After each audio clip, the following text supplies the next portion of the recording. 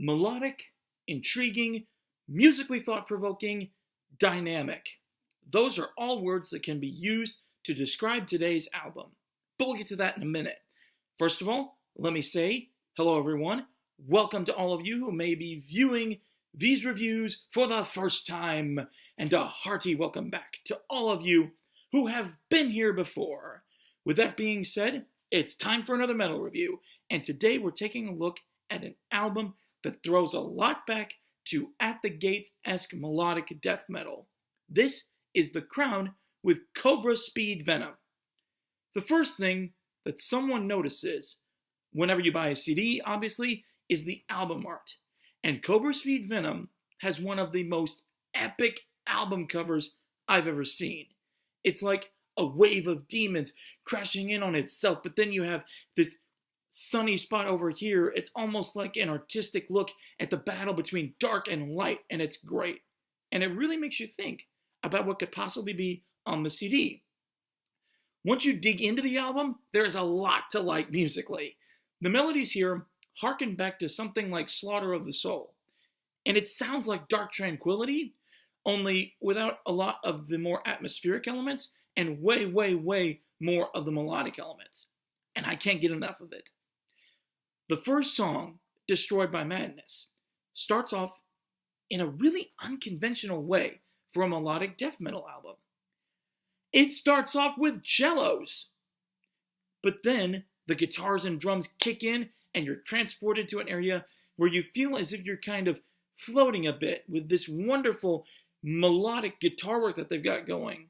And then at the same time, you're being ground into the dirt with the fast picks of the bass player and the vicious double bass drumming by their very, very talented drummer. I love how they don't hold anything back. As someone who was a big fan of In Flames' last album and who loves anything melodic about metal, I'm always concerned whenever someone says we're doing a melodic death album. Why? Because sometimes they'll have this gorgeous, gorgeous melody going and just this really nice musicianship going, but it's ruined by the completely unnecessary barking vocals.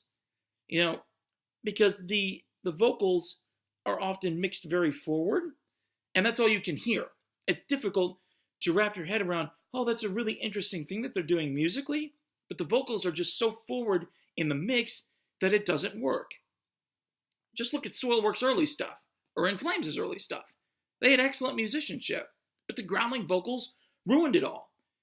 Yes, I would rather listen to some of In Flames' newer stuff, or some of Soilwork's newer stuff, but that's a debate for another time. The Crown have managed to circumvent that ruination, however, and come up with something truly brilliant. They retain all of the melody that I love, and they have a rough vocalist that complements the music instead of hindering it. The way that it's mixed is fantastic because they play off of each other very well, and you don't hear one over the other. You hear it all, and you can enjoy it all. Now, this is how melodic death metal with growled vocals is supposed to be done. If I had to criticize one thing, just one thing here, it would be the lyrics. Now, they haven't been really released. I've been online looking for them, and I can't find them. However, from what I could hear and understand off of the album, it seemed to be a lot of the same metal lyrics about, you know, crazy stuff and death and all this stuff. And it just feels like you're beating a dead horse when you write things about this. Now, as someone who writes lyrics and songs in his spare time, I have to admit that I've partaken in this dead horse beating a lot as well. I often find myself writing about my politically libertarian views a lot, and so I have tried to move away from that some.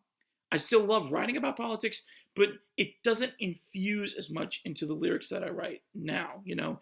Now my lyrics are more about life experiences and stuff like that, and it is okay, it's totally okay for a metal guy to write a love song here and there. All in all, the Crown have created a wonderfully crafted, beautifully executed album. And I gotta give it up to their label, Metal Blade Records, because they really know how to produce great albums.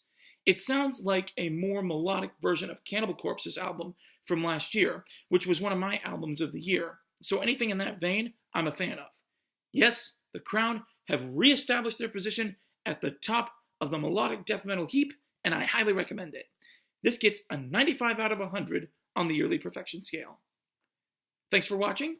Leave a like, subscribe if you want, and let me know what you thought of The Crown's new album.